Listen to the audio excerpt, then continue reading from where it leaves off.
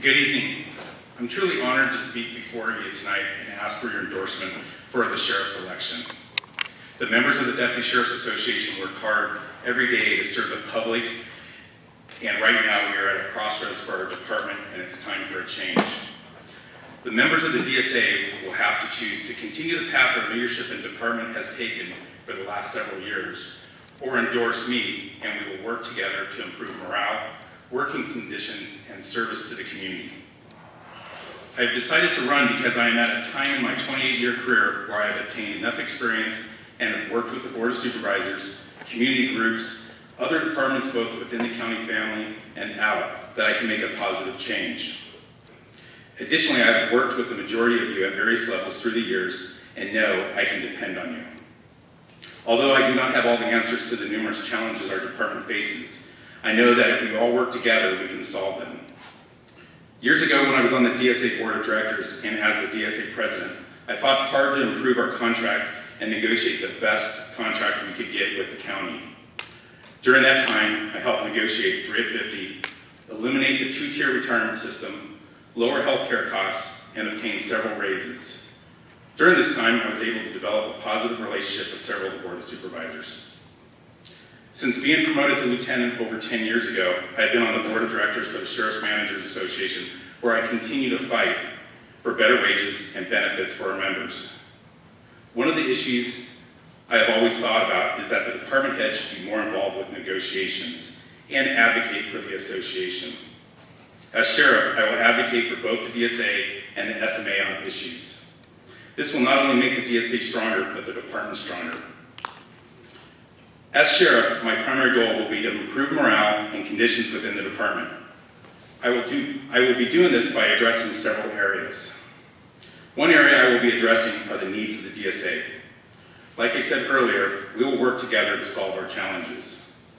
One question that has come up as whom I will pick for undersheriff, and the fact that members of the DSA do not want certain individuals selected. At this time, I have not decided who that will be and will not decide until after the election. Although I have a list of potential people, both who support me and might not support me during this election, I will not make that decision until I consult with the DSA board and other individuals for advice. I do promise that my decision will be for the person who will work best for the members of the DSA and the department. My goal will be to increase the strength and organization of the DSA. My thought behind this is that if the DSA increases in strength, the department will do the same and will be able to solve more problems both within the county system and the community. I will work to obtain a full-time release position for the DSA president. With release time, the DSA president will be able to concentrate solely on the members. The duties could include regular meetings with the Board of Supervisors or other influential people, coordinate with other labor groups, and maintain weekly station hours at various locations to stay in contact with the members. Additionally, this person could organize programs, including planning events for members to do off-duty, and develop a program to keep track of members who have retired, are injured, or sick. Also, as soon as I am sheriff, the DSA president will be invited to attend the weekly staff meetings that are held. This will be the best way for managers and myself to know what is going on with the department and your members. Additionally, the weekly staff meetings will not be a meeting to go over the recaps that can be reviewed on staff's own time, but a problem-solving session. I will focus on the department in several ways. The first is that we have to address the problems with retention and recruitment. As of right now, we have 50 hard vacancies with an additional 17 temporary vacancies, which is almost 10% of our staffing. This also does not include staffing lost over the years from being unfunded. As everyone knows, this has caused mandatory overtime, tired employees, less time with families, and safety hazards. This problem has to be a priority to make it safer for everyone. In the area of retention, this is a much easier solution. Numerous deputies, custody deputies, and dispatchers have left the agency, not necessarily because of pay issues, but because they did not feel that the department cared for them. Several people that have retired in recent years have told me that if they felt the department cared for them or their voice mattered, they would have stayed at least a few more years, thereby reducing some of our current vacancies. The answer to this is that we must take care of our employees, period. With recruitment, it is a little bit more difficult. Even though there are a lot of people that want jobs, we still need to maintain our standards and only hire people that will be safe and advance in the agency. We have to invest in people that live in the county already. Although it will take years to develop and see success, we have to start programs reaching out to UCSB, City College, Allen Hancock College, and the high schools to find future people to apply. We have to look at other programs, including recruiting bonuses for current employees and other unique methods to fill our vacancies. Another area that we need to plan for is to invest in infrastructure and technology. Several of our buildings, parking lots, and general infrastructure of this department has not been cared for with financial investment or planning. We need to develop a strategic plan that starts investing to improve our infrastructure and make it safer to work. With that strategic plan, we need to identify technology that will help investigations or minimize the amount of manpower we need to complete certain tasks. With this technology, we need to invest in systems that will work for our department rather than struggle through implementation of these systems. We should have systems that can communicate between themselves. We also need to improve our outreach to the media and develop additional programs that will market ourselves and the department. By doing this, it might help with recruitment, but it also will tell our story the right way rather than perceptions of the media or the public. I will ensure that managers and supervisors will be empowered to make decisions at the proper level, speeding up the decisions-making process for ideas and transfers. There is no need for a sheriff to make every decision, and a sheriff must have trust in the managers and supervisors to make those decisions. As soon as I am sheriff, I will be putting out a survey to all employees asking for their top 5 suggestions for department improvement and ideas. As soon as those surveys are returned, they will be merged together, identifying the suggestions in order of majority and sent out to everyone. Once that happens, I will evaluate at least the top 5 and try to implement them within the first 3 months, as long as they are fiscally possible and do not require extended time to implement due to complexity. We will then work down the list as we are able to.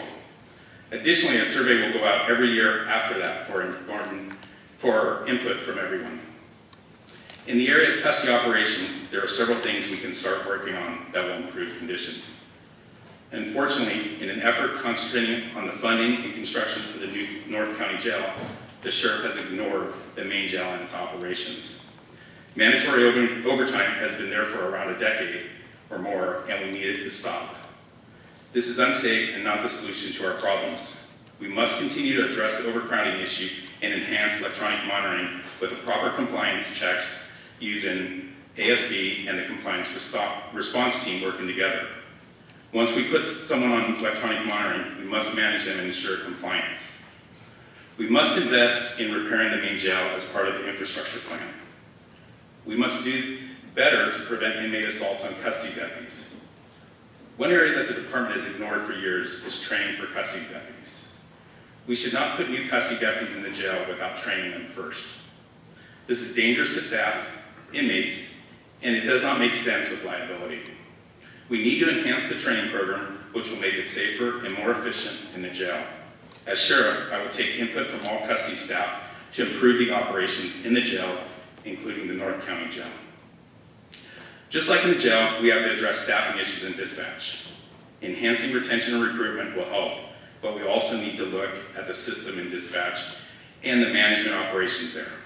If we identify problems and better solutions, we must address them and put them in place. I will address the issues of disagreement between law enforcement, the fire department, and county health relating to proper operations, including EMD, training, hiring, and management, which are all being questioned by these agencies. I will be more diligent in addressing the infrastructure needs of our radio system. The DSA should have never been forced to complain to OSHA over our degrading radio system, and we should have invested in the system and new radios years ago, rather than looking at tens of millions of dollars now. In law enforcement operations, just like in the jail and dispatch, we have to address staffing issues. We must address minimum staffing issues and schedules to ensure the safety of everyone. As part of this, we must rely on patrol personnel to help develop these models, since they live it every day rather than managers. We have to start charging agencies and organizations for the extra work that we do, and we should continue to renegotiate the contracts we started doing using the model developed in the Contract Law Bureau. I will ensure that the county areas get the same type of service as our contract cities. I will work with the other law enforcement agencies to regionalize certain law enforcement tasks and develop task forces. The current crime abatement task force we have is basically non-existent, and by redesigning it, all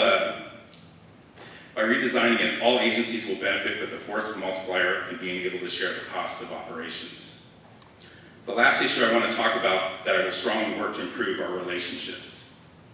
Over the years, the relationships that the sheriff has with the Board of Supervisors, other county departments, law enforcement agencies, fire agencies, and community groups have seriously been eroded. Since starting this campaign, I've had numerous conversations with Board of Supervisors, public safety agencies, county agencies, and these community groups explaining to me that they do not have any problems with the members of the department, but they have a poor relationship with the sheriff. This poor relationship has led to more questions when seeking funding for the department and more difficulty working with these groups at the level of the sheriff. I promise you that I already have good relationships with these groups and will improve these relations as it relates to the level of the office of sheriff. I've said a lot during the last several minutes, but want to leave you with this. Some people might think that this campaign is impossible and there is no shot at change, but I think that would be wrong. It has been very exciting and humbling receiving all the calls of support from all across the county. These calls of support have come from numerous county departments, law and fire departments, and community groups. They all want change. I've been officially endorsed by 2 Board of Supervisors already, and I believe I will receive a couple more very soon. Although I have some important support and endorsements, the most important endorsement will be from the Deputy Sheriff's Association. With your endorsement, I will receive additional major endorsements, which will allow me to win this election. Over the last couple of years, people have recognized the strength of the DSA and the fact that it is growing. I know that when I'm elected sheriff, I will be able to assist in the DSA in gaining additional strength, and the DSA will be able to support the membership that much more. The time is now for the DSA to act and gain strength. The sheriff has made a comment that he does not believe anyone who has no executive leadership experience or political experience can do a better job than him. He believes he has this experience, but in reality, he has failed to take care of the men and women of the sheriff's office, been present as morale has lowered, and looked for the benefit of himself during his tenure. I am reminded that 28 years ago, another lieutenant ran for the office of sheriff and won. During his 3 terms in office, although he had challenges, he was by far the best sheriff I had in my career, and he was never challenged in any election.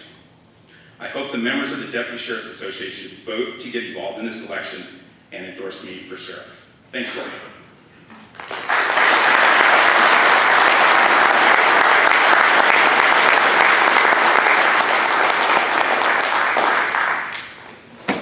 If anyone has any questions, can you please raise your hand, and if not, we'll go to the general questions.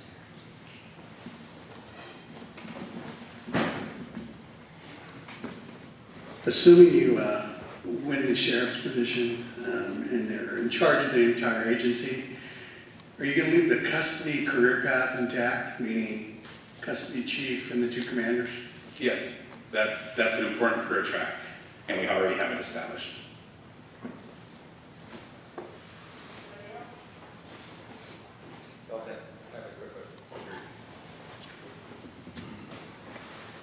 Hello. You mentioned media outreach and improving our image. What are your thoughts for that? I think one of the things I proposed before is to do a media academy where we bring the media in and they get a mini 8-hour lesson in law enforcement training, use of force, and policy. I think one of those, by doing this class, that they will have a better understanding of law enforcement operations and be able to tell a better story. Would you be increasing our current media team and opening it up to more staff members? Yes, or just one single point person? Yes, I think we need to do better outreach. The fire department has a great marketing program. Agreed. And we need to do better at it. I mean, that will help us in funding in the future time and just like I said, in recruitment also. So yes, we will expand that. All right, great, thank you.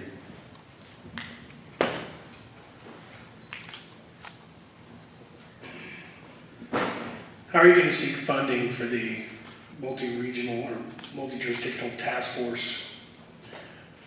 From all the agencies. I think I've tried to design a task force, a current task force earlier, because I really think that SaberCat, well, it's inefficient because we're the only ones in it, and we participate in our own unit rather than SaberCat. We need to change that. Other agencies are willing to put in if we reorganize it. And I think we can include other, looking at like high-tech crimes, different units that require a lot of maintenance fees, where we can group together as all the agencies together to pay one licensing fee and where we can send. Because right now, with high-tech crimes, we have problems downloading all the phones and computers, because every case we download a phone. And sometimes there's 7, 8, 10 phones in a case. So it's going to be shared by all the agencies. It's just the system that is there right now, the organization, needs to change. And obviously, I would want the sheriff's office managing that program, but it will be all the agencies putting in. Because if one agency puts in one narc or one investigator, depending on what the task force is, in return they're getting maybe 5 other investigators to help in their city.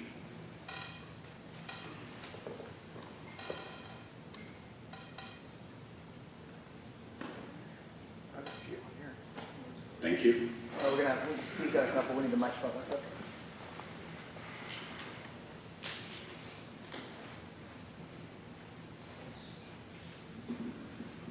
All right, you answered most of the questions, but there's a couple I thought I'd ask. So the first one is Santa Barbara County has issued more temporary commercial marijuana licenses statewide, only second to Humboldt County. How are you planning on dealing with the increased complaints from the public, coupled with the increased enforcement and compliance needs? So, unfortunately, the great California experiments here with the legalization of recreational marijuana and the increase in cannabis businesses. Right now, the county's going through their ordinance process. Actually, next week, they'll be doing a first reading on their business license side of the ordinance. Depending on what matrix you follow, the county believes that they could take in $17 million to over $50 million in revenue for marijuana related activities. Looking at other states like Colorado says it doesn't balance and fix people's budgets. I think California is going to be different than other states because right now California supplies about 60 to 70% of the cannabis products throughout the nation. And we're so much larger than the other states. It's going to be an interesting process when we get into it. Right now, working with the Board of Supervisors, I presented a plan to get 9 extra employees, being 6 investigators, 1 sergeant, and 2 civilian employees for data analysis and crime analysis. The Board of Supervisors initially bought off with that plan to fund those, and that's what we're currently planning. So it will be strictly a marijuana enforcement team that will deal with the licensing, the compliance, the licensing, and the illegal enforcement of marijuana activities. Ideally, once we get into that process, we'll see if that's enough manpower. I mean, because unfortunately, I think now we're #1 in the state for temporary licenses from what I hear. But we'll be working through that process over the next year. One thing to consider on that is adding 7 sworn positions when we already have a lot of vacancies. The plan that I'm proposing or thinking about right now is initially make it overtime spots, maybe name the investigators as collateral assignments, and then develop an overtime process. And I've started talking with the CEO's office about a plan that would involve that, because right now we just don't have the personnel. I mean, we have too many vacancies.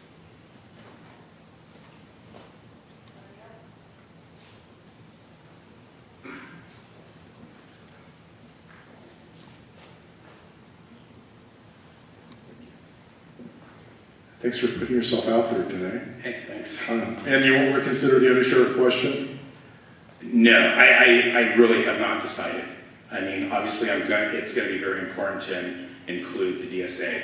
I understand that there are particular people that the DSA doesn't want and the DSA's been having disagreements with. But I haven't decided. I have to really look at, in the end, through this election, there's people that I could consider that aren't going to support me, managers that aren't going to support me in this election. So we have to go through this election process to see. Okay, well, I got a couple of questions then. So you've identified some issues that the departments have, staffing and everything else. As a manager, you're part of that decision-making process. You can improve some of those conditions. Those conditions have been going on for several years. You've been a lieutenant for 10 years. Why the recent pulling papers to run for sheriff and not a year or so ago? Primarily, I started thinking about it more recently, and it's that time in my career where I would be able to do it. And I still have several years left when I win, but also if I lost, I could minimize that exposure. I mean, it was just 28 years in law enforcement, I was able to do it right then, and I discussed it with my family and some close friends, and they all supported it.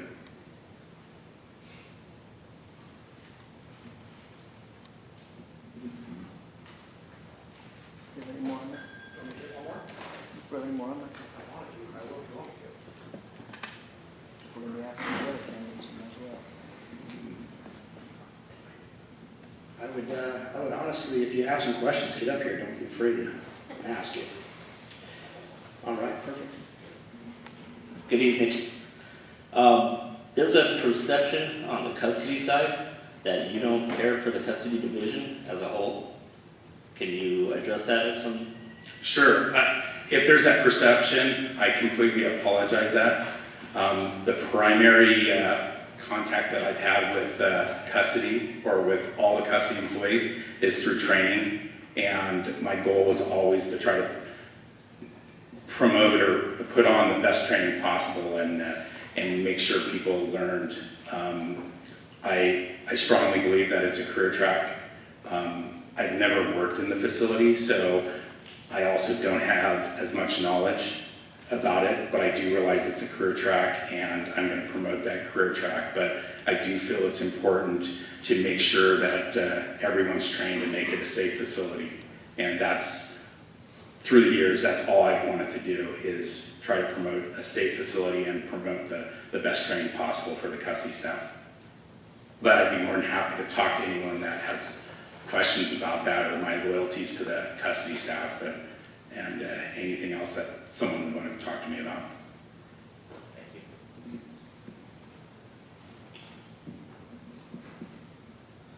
You're all done? I have one. How are you planning on improving the custody division? Improving the custody division as a whole? Well, I think what we need to do is we really need to take a lot of input from the custody staff. I don't think there's been enough input given from the line level staff. And like I said, on the patrol schedules, that's who's working those schedules, that's who should design, and they know what minimum staffings are. I think we need to go to the custody staff, the line level, and talk to them on improving different systems. The staffing, that's going to be a problem throughout the department, and that's going to be a problem that's going to last for several years. I mean, if we could get enough staffing in there, it would probably improve a lot of it, just the release of mandatory overtime and the fatigue factor that's going on because of that mandatory overtime. But I think some of the systems need to be evaluated, and we really need to listen to the line level troops and the members of the DSA, and I think we can improve a lot of those issues. One more quick question, as long as we're speaking custody right now. What are your thoughts on the North County Jail project? Generally speaking. It's being built. And no matter who gets elected to sheriff, they're going to have to deal with that issue. You know, when you're sort of looking at when I talked about the relationships, the other facility was actually more bang for the buck, and we had the money for it. But the problem with that is the relationship that the sheriff has developed with the Board of Supervisors, they just didn't want to go for that other facility, and that was actually a better bang from, when you look at finances, better bang for the buck. We're gonna have to do it. I mean, it's gonna be everyone's issue, and I think we need to look at, with the different way of conducting business at the new facility, we're gonna have to look at how that changes. Obviously, it's gonna be different than the main jail, and I'm gonna take a lot of input from, like I said, the line level troops and trying to make that a safe facility. Just a quick follow-up on that. I don't know a lot about it, but I'm kind of aware that it's a direct supervision model. Somebody can tell me differently if it isn't. What are your thoughts on that technical system? So I don't know as much as I need to know about direct supervision. I know that for most people, when they first hear it, it's a very uncomfortable feeling. I've talked to other people that have retired from law enforcement that worked in those direct supervision facilities, and they said there was a lot of anxiety going to it, but then they felt it was better after they went to it. I think that's the way it's being built, so we're going to have to really make sure that we have procedures and equipment there that will make it safe. Great, thank you. I'll try to sound sexy like Dan. Can you tell us more about your leadership style? My leadership style is I include everyone with it. I care about the people that work with me. I take input from them. I think with this department as a whole, I mean, it's no secret that our morale is the worst it's ever been. I think we need to all work together for it. I'm not going to minimize people's input or ignore their input. I think we all can work together and we can really improve this department and make it where people want to stay here. Because not everyone's leaving because of the money or anything like that. They're leaving because of how they're treated in the department or what they feel about the department inside. So I think if we work together as one, we'll be able to improve the department and people will want to stay.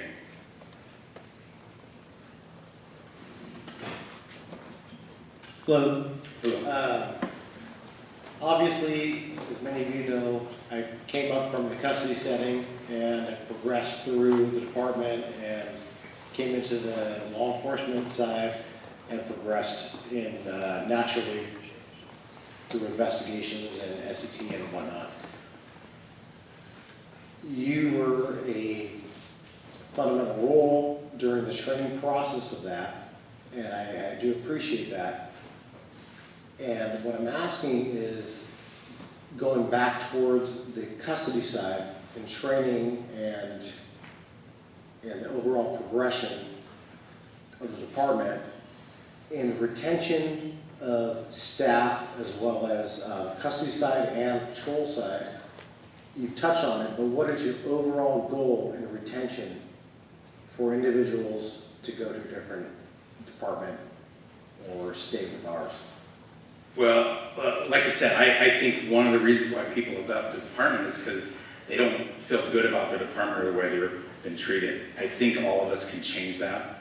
I think we need to look inside the department. We have a lot of external crises that are going on, and we're going to have to handle those in a day-to-day basis. But we have to start looking in and concentrating on the department right now, because with all our vacancies, we're in crisis. I mean, when we have 10% of our people that vacancy rate, I mean, that's affecting us. We're never going to be able to get out mandatory overtime in the jail. We're going to have problems, I mean, with our disasters. We don't have enough people on the streets to staff disasters. We have to use outside agencies to staff disasters right now, even under normal circumstances, not just after the emergency when we had all the regions come up, but right now, currently, we have to use other agencies to staff patrol because we have those vacancies and we're tiring our people out. I think that primarily, if everyone feels good about the department, if everyone has input and we're striving to make this a better place, then people are gonna wanna stay. Like I said, there's a lot of people that have retired, a lot of managers that were retired, a lot of line level that have retired, that they would have stayed another 2-3 years if they would have felt better. And that's caused more of a vacancy. Just them staying a few extra years would help us catch up in hiring and be able to get out of mandatory overtime and tiring our people out. Any closing, LT? That's gonna be the last question. Like I said, I appreciate, I'm humbled by all the calls of support I've gotten, and I appreciate you listening to me. And like I said, I hope you endorse me for sure. Thanks. Thank you.